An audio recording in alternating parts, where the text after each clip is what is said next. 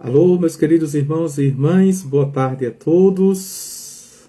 Então vamos ver se agora está com som. Quem for entrando, diga, por favor, se o som está chegando. Em nome do Pai, do Filho e do Espírito Santo. Amém. Santo anjo do Senhor, meu zeloso e guardador, se a ti me confiou a piedade divina, sempre me rege, me guarda, me governa, me ilumine.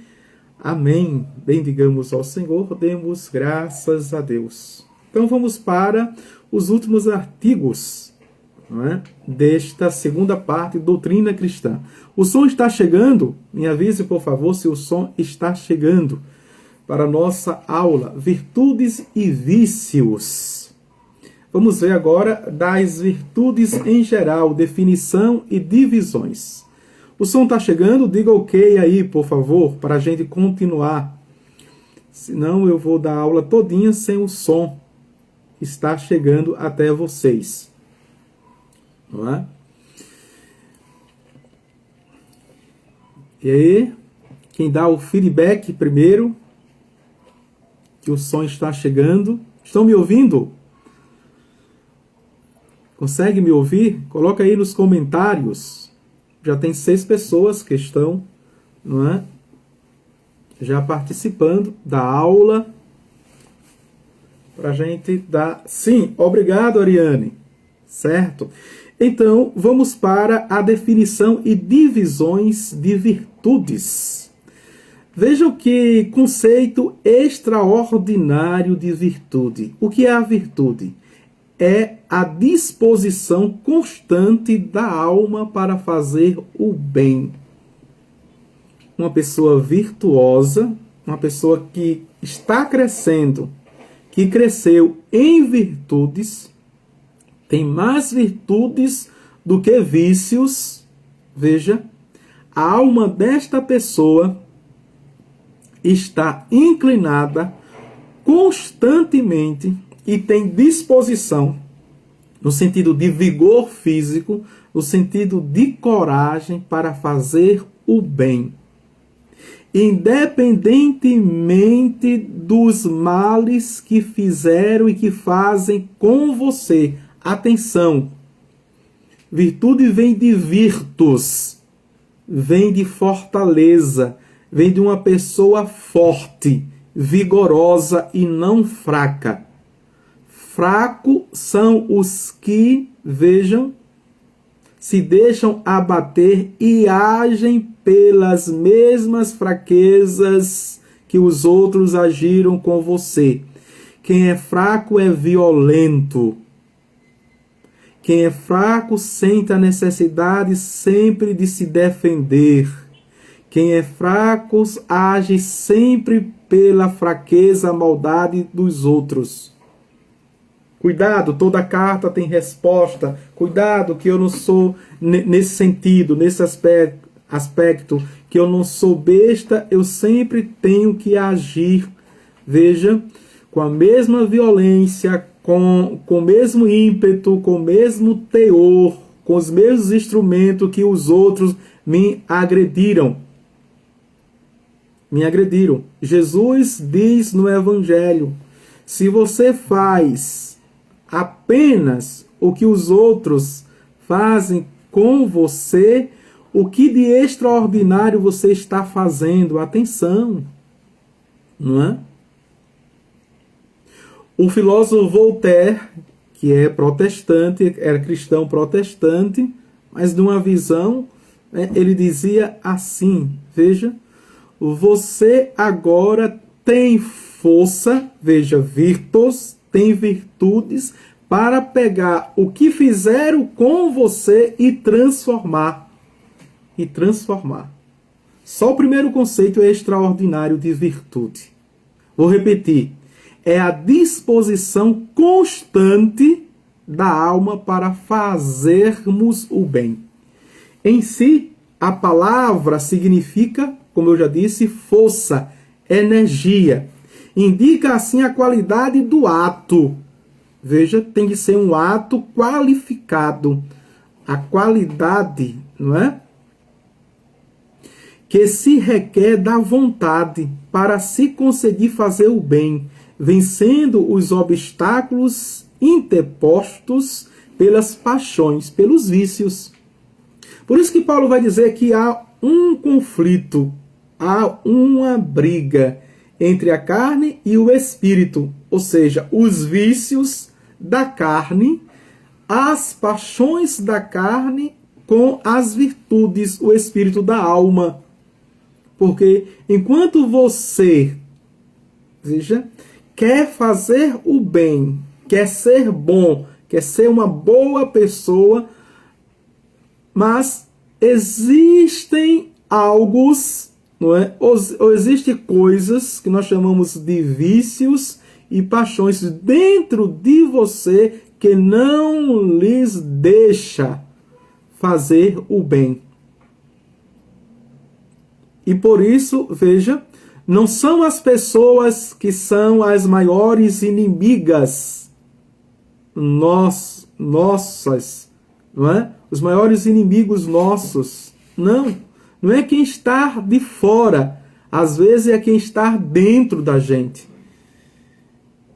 E que muitas vezes nos dá recompensa agradáveis, momentâneas, de prazer, de satisfação, de compensação. Dá prazer, né? Coma doce demais e constantemente para você ver.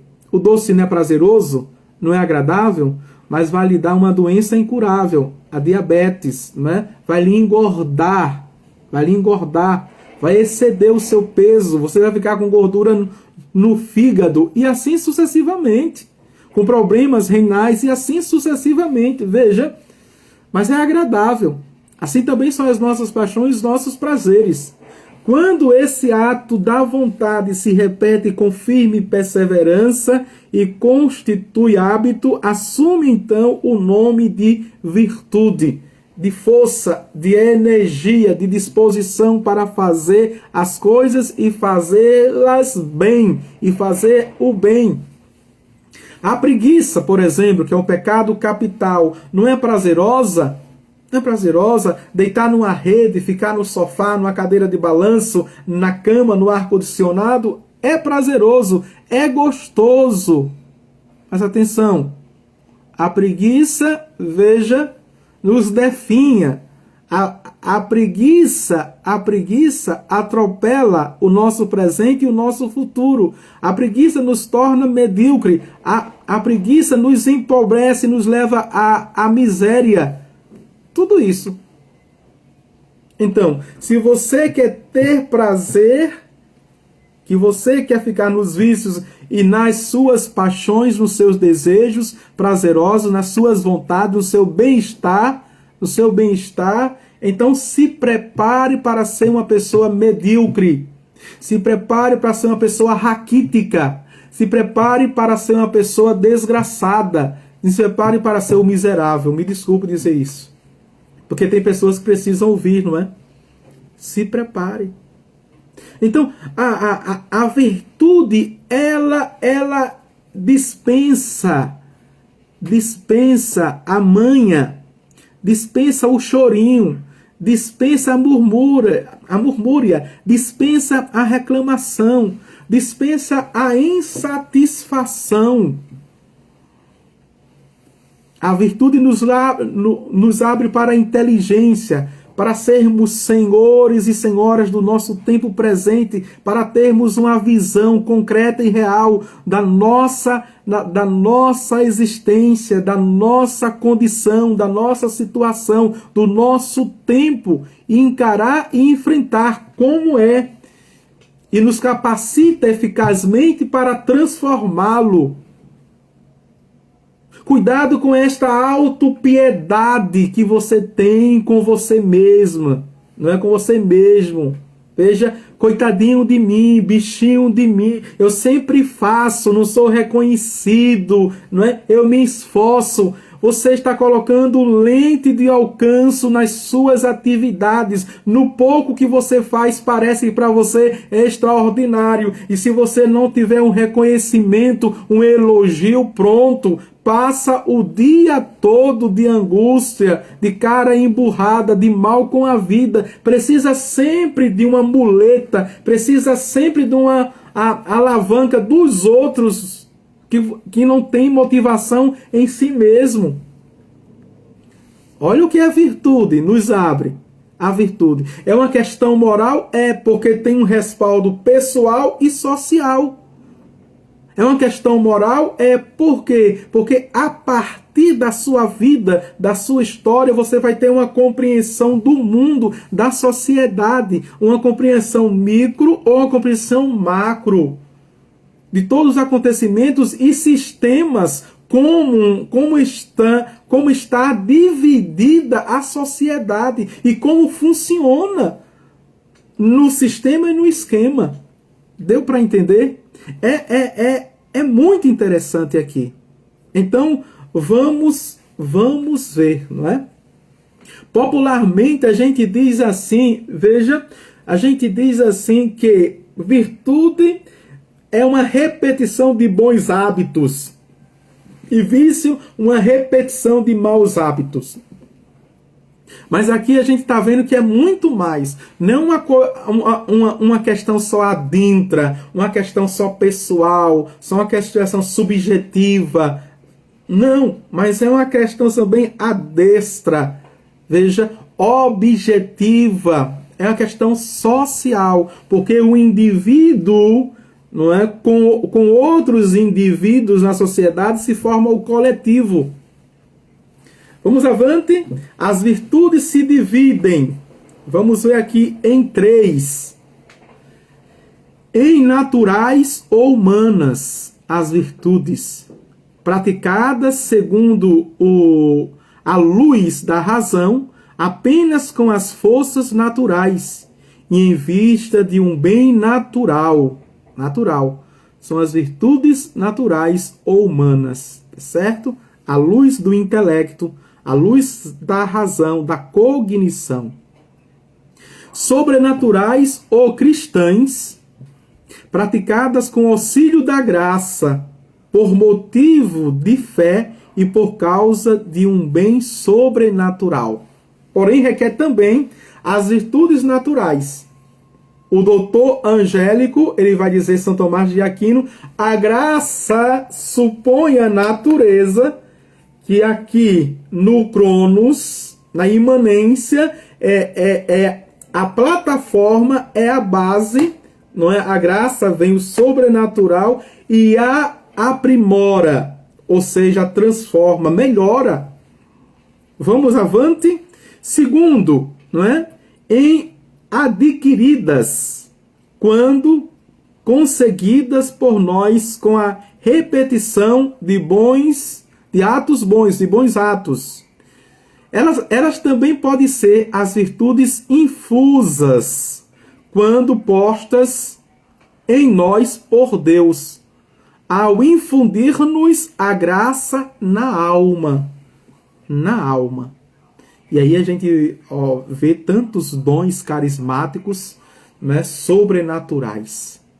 Por exemplo, olhemos para São Padre Pio, e a gente vai entender o que é virtude infusa. Olhemos para Santa Gema Galgani, vamos entender o que são virtudes infusas. Olhemos para Teresa de Ávila, vamos entender o que é virtudes infusas. Olhemos também para a fortaleza de fé de Madre Teresa de Calcutá, vamos entender o que são virtudes infusas. Terceiro, em teologais ou divinas, tá certo? As teologais, que vamos ver, que tem a Deus por objeto e motivo imediato.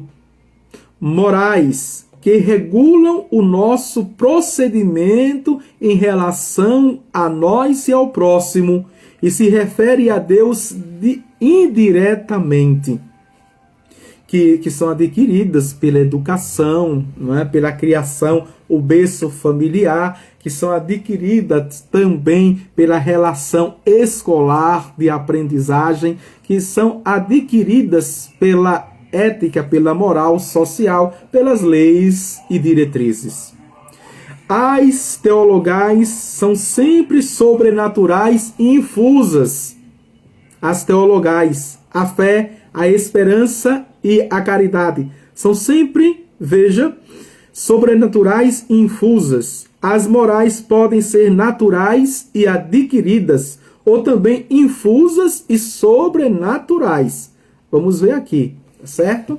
Vamos para agora o ponto, as virtudes próprias do cristão. Quais são as virtudes próprias do cristão? E se você não as tem ainda, não é? E tem pouquinho em quantidade, não é? Em porção, eu quero lhe dizer, se você não sabe, que podemos crescer nestas virtudes. Que não tem novidade, não é? São tão antigas e sempre novas, que são as virtudes da fé, da esperança e da caridade. Tem estas a Deus por objeto imediato. Crer em Deus, esperar em Deus, amar a Deus. Tem, além disso, a Deus, porque é veraz. Espera-se em Deus, porque é misericordioso. Ama-se a Deus, porque é bom. Veja, vamos ver aqui, viu? Não é? Primeiro, crê em Deus. Espera em Deus. Ama a Deus. E aqui é interessante. Por que eu creio em Deus? Porque Ele é a verdade. Porque eu espero em Deus? Porque Ele é a misericórdia. Porque eu amo a Deus? Porque Ele é bom. Certo? O binômio aqui. Certo? Eu creio em Deus porque Ele é a verdade. Eu espero em Deus porque Ele sempre é misericórdia. Certo? Eu amo a Deus porque Ele é um Deus bondoso. Para comigo, para com os outros, para com a humanidade. As virtudes teologais, veja, recebemos-las de Deus juntamente com a graça santificante. Atenção, isso é importantíssimo. Não é? Quando eu recebo a fé, a esperança e a caridade, também eu recebo a graça santificante. Por isso que a igreja diz que é a obrigação de todos os cristãos, desde o batismo. São infusas em nós pelo santo batismo, ou pela penitência, seja pela confissão. Olha aqui um dos motivos para nos confessarmos regularmente. Queres crescer na fé, na esperança e na caridade, no amor e ter infusamente a graça santificante? Confessa-te. Ou pelo ato perfeito de caridade, não é? Evangelho de Mateus, capítulo 25. Eu estava nu e me vestiste, eu estava preso e me visitaste, eu era estrangeiro, me acolheste, estava com fome, me deste de comer, eu estava com sede e me deste de beber. A caridade mais autêntica, que é pessoal e social, e aumentam com a graça ao recebermos o sacramento dos vivos. Devemos, porém, exercitá-las repetindo-lhe os atos com o auxílio da graça de Deus. Das três virtudes teologais, a mais excelente qual é? O apóstolo Paulo dá a resposta no 1 Coríntios capítulo 13, versículo 13. É o amor, o ágape, caritas, as duas dimensões, o amor de Deus e aos homens. Ágape e a solidariedade. Primeiro, porque é inseparável da graça santificante, enquanto a fé e a esperança se encontram também num pecador. Segundo, porque nos une inteiramente a Deus e ao próximo. Terceiro, porque nos move a observar a lei e a fazer o bem. Quarto, porque não cessa, como sucede na fé com a visão e na esperança com a posse. Extraordinário. Veja, estudar a moral a partir das virtudes. Não é? A igreja nos propõe isso, para não sermos moralistas, para não sermos ditadores e manipuladores, ou me desculpe dizer, hipócritas e farisaicos. Para estes, Jesus não poupou palavras, não é? Chamando-os de sepulcro caiados, chamando de raposas, chamando de raça de víboras. Por quê? Porque agiam em proforma. Ensinava, exigia do povo, mas não tinha disposição, força nem energia para praticar as virtudes, como vimos no conceito. Vamos avante, não é? Das virtudes em particular. Quantos minutos estamos? Vamos ver aqui, 20, dá tempo. Quais são as virtudes particulares ou particular? A fé, a esperança e o amor. Vamos ver cada uma delas agora. A fé, a definição de fé. A fé é a virtude sobrenatural por meio da qual cremos na autoridade infalível de Deus, o que ele revelou e nos propõe crer por intermédio da igreja. Olha que conceito fantástico, extraordinário da fé. Nós só ficamos com aquele conceito, não é, do apóstolo Paulo em Hebreus, a carta de Hebreus, capítulo 11, versículo 1. A fé já é a posse daquilo que se espera, daquilo que se pede. Nós ficamos aí e ficamos capenga. Por quê? Porque, veja, nós ficamos numa relação entre trocas, né, entre compra e venda. Mas a fé é a virtude sobrenatural por meio da qual cremos na autoridade infalível de Deus, o que ele revelou na história e nos propõe por intermédio da igreja. Que maravilha, né? Vamos avante. A fé, pois, é virtude sobrenatural, infusa por Deus em nossa alma, através do batismo. Ninguém nasce com fé. Atenção. Não é infusa já enquanto embrião, enquanto feto, não. Tá certo? É pelo batismo.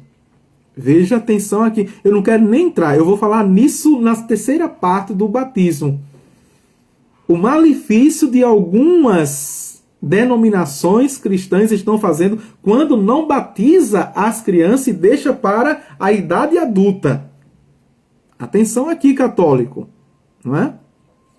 Não se deixe influenciar e limitar o seu pensamento e até mesmo a sua fé por uma relação de cemitério, né, de boa vizinhança, no ecumenismo, ou até mesmo no diálogo interreligioso. Respeitar, a gente tem que respeitar independentemente de fé. É um direito de cada pessoa, é um dever meu. É um direito meu e o dever do outro. Certo? Leva-nos a ter por verdadeiras as verdades reveladas, não porque as compreendamos com a nossa mente, senão porque Deus, verdade infalível, as revelou à Santa Igreja e por meio da Igreja as revelou a nós. Atenção aqui, católico cristão. Cuidado com estas revelações particulares, privadas, né? Que cada pessoa boa, bem intencionada, pessoa de fé, pessoa piedosa, pessoa que reza, pessoa que, veja, né, humanamente, na moral e na ética, é digna. Está rezando o seu santo terço, como reza diário, e tem uma revelação. Está diante do sacrário e tem uma revelação. E essas revelações vão muitas vezes de encontro com a igreja. E aquilo que já foi revelado na igreja, então não é de Deus. Então não é de Deus. Quando é de Deus? Quando Deus já tem revelado na igreja, na história. Então aquilo que ele colocou, lhe revelou no seu privado, no seu particular, né, você encontra na vida dos santos, encontra na doutrina da igreja. Veja, na teologia da igreja você encontra, você vê na história da igreja. Aí sim, nos documentos papais, veja, nas encíclicas, aí você vê, condiz o Senhor da história que se revela na história. Tá certo? e que, em última análise, é aprovado, reconhecido por esta igreja. Tudo que liga aqui, desliga no céu. Tudo que desliga aqui, desliga nos céus. Veja só. Vamos avante. Necessidade da fé. A fé é necessária, veja, de necessidade de meio para a nossa salvação. Não é? Ela é necessária, ela é um meio para a nossa salvação. Sem a fé é impossível agradar a Deus. Hebreus capítulo 11, versículo 6. Aquele que crê e for batizado será salvo. O que, porém, não crê será condenado. Marcos capítulo 16, versículo 16. Aos que têm uso da razão não lhes basta crer. Em geral, todas as verdades falando. Eu creio tudo quanto a igreja me propõe a crer. Está vendo, católico? Há certas verdades que devem ser cridas com ato explícito e particular para nos salvar-nos. São os dois mistérios principais da fé: que Deus existe e que é remunerador dos bons e justo punidor dos maus. Vejam só. É extraordinário isso, né? É temeroso, mas é extraordinário. Tá certo? Por isso que a gente pode cruzar aqui, não é? Adicionar as duas dimensões. Enquanto no século XIII, não é? São Tomás de Aquino diz, não é? É preciso conhecer para crer. Não é? E no século XVI, para o século XVII, Santa Teresinha do Menino Jesus diz assim: é preciso crer para conhecer. Não há contradição.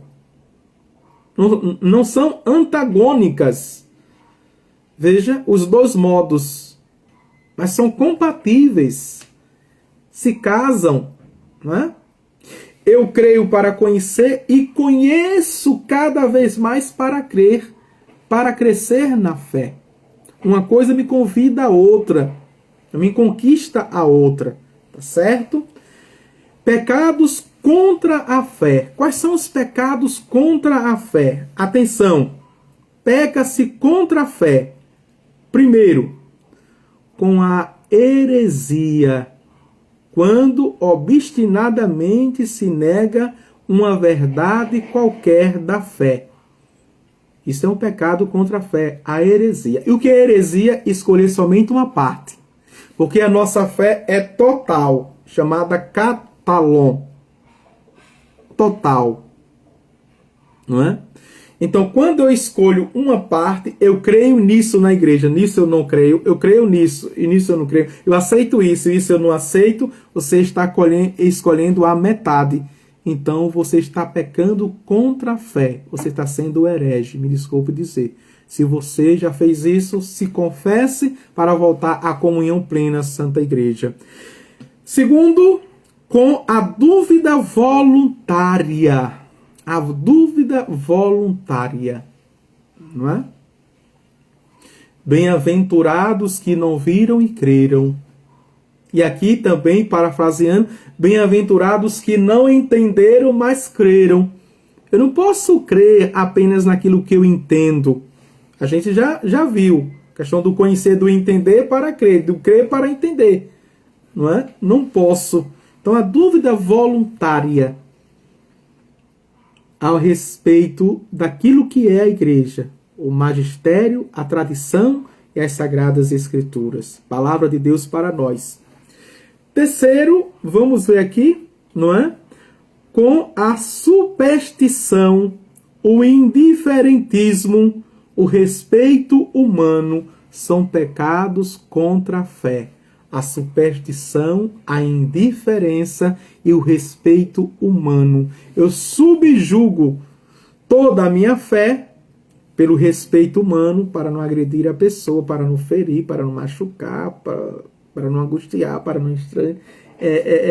entristecer, ou também por respeito humano a mim, para que o outro não me critique, para que o outro não olhe atravessado, para que o outro não me rejeite, para que o outro...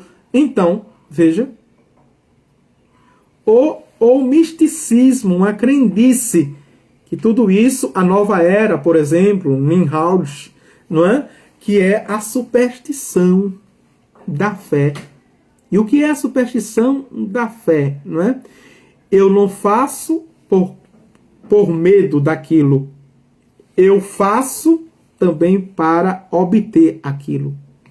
É a superstição da fé. Eu uso a medalha de Nossa Senhora das Graças como apenas um amuleto, mesmo que esteja abençoado para me proteger. Eu me sinto mais seguro, mas eu não rezo.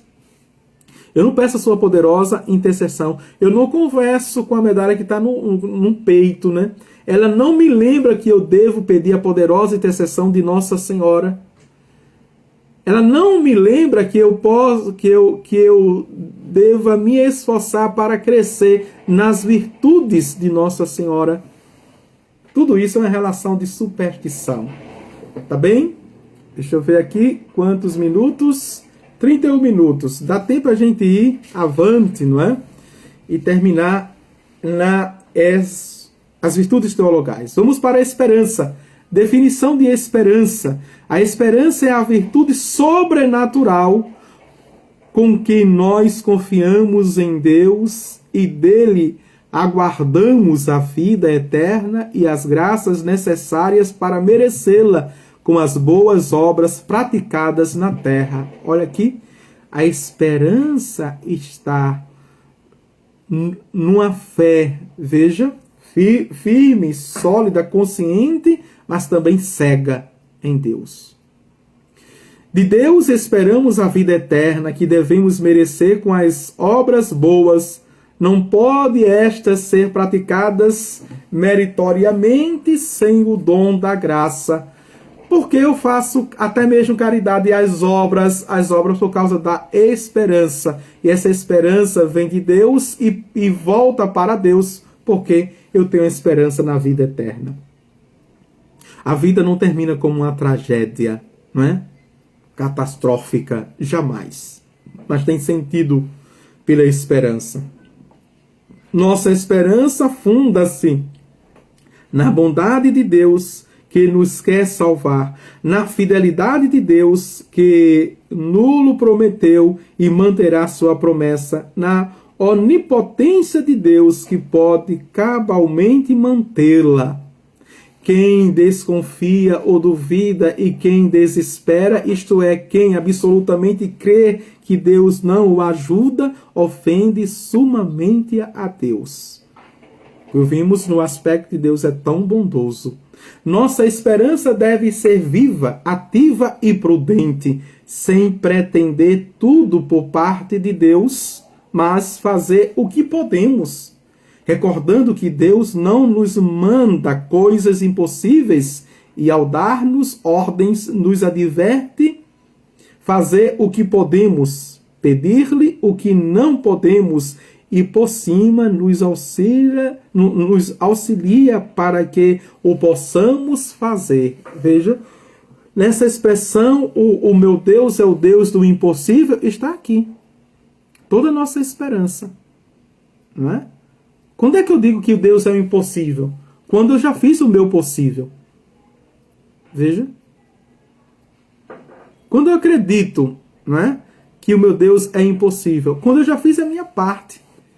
Eu não digo que o Deus é impossível, que vai vencer até a minha preguiça. Deus não se presta para isso, não é? É um Deus impossível porque acordei sem ânimo, acordei angustiada, acordei triste. Eu acredito num Deus impossível que vai me animar. Pelo amor de Deus, né? Deus não é um coach bobão. Deus não é um palhaço para me fazer sorrir quando eu estou triste, não é? Deus não é um psicólogo de autoajuda.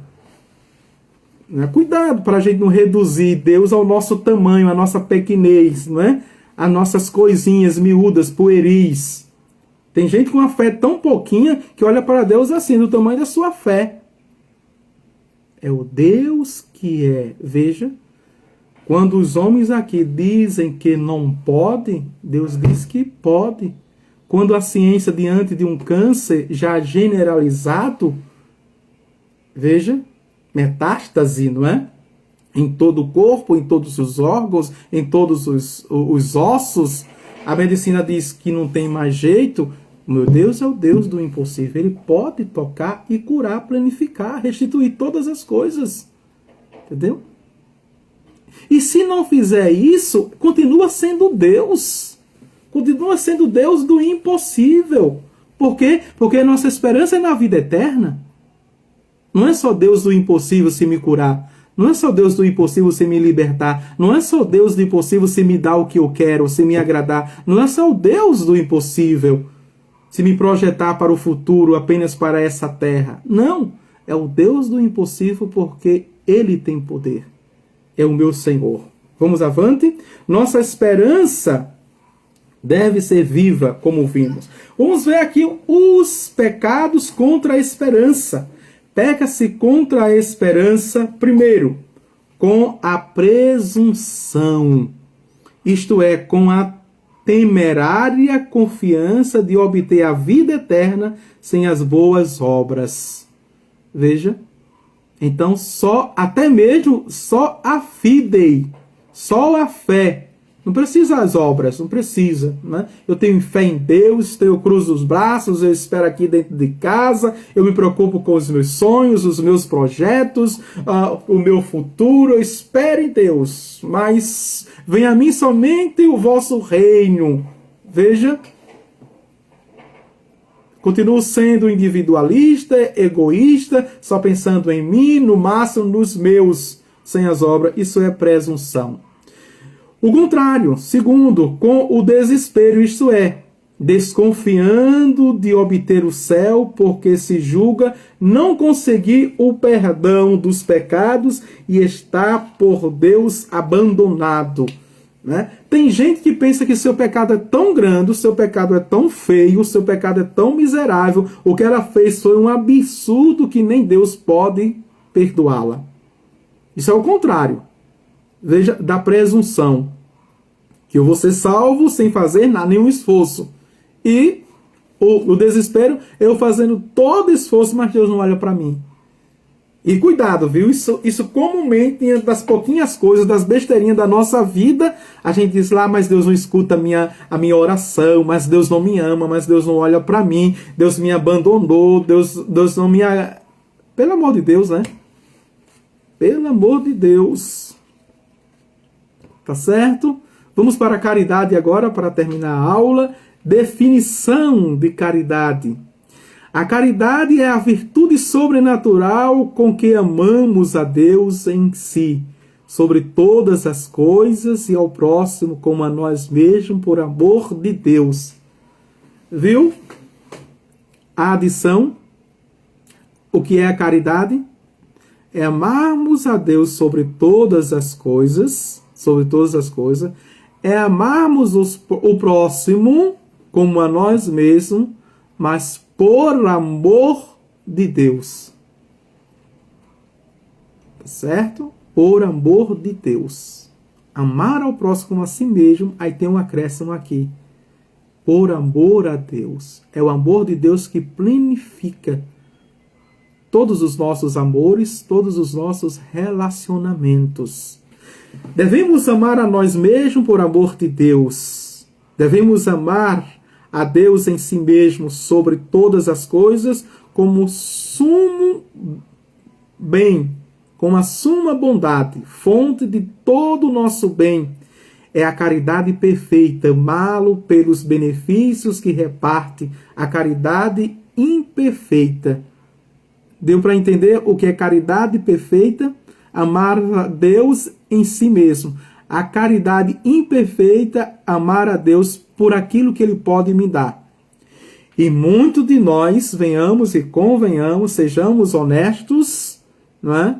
Nós amamos a Deus com a caridade imperfeita, infelizmente.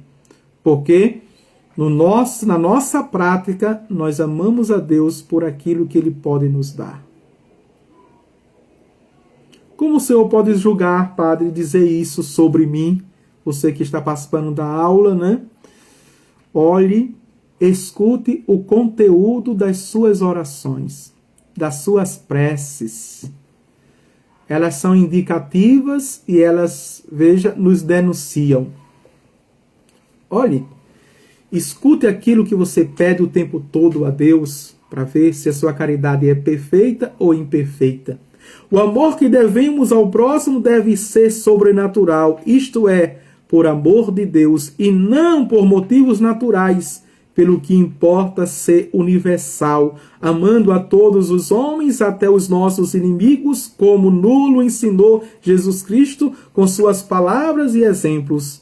Deve ser interno, isto é, sincero, justo, ajudando no bem e efetivo, com fatos, não com palavras apenas. São os 3 instrumentos.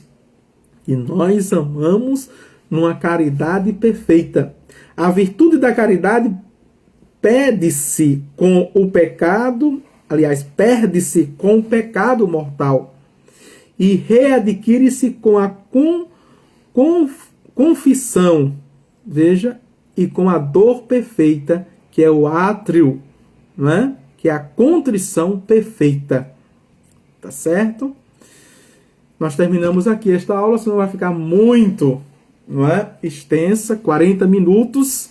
Depois vamos para o exercício das virtudes teologais, tá bem? Na próxima aula eu volto, eu acho que eu já vou fazer aqui a próxima aula, só apenas um minutinho enquanto eu termino e salvo. O Senhor esteja convosco, Ele está no meio de nós. Abençoe-vos Deus Todo-Poderoso, o Pai e o Filho e o Espírito Santo. Amém.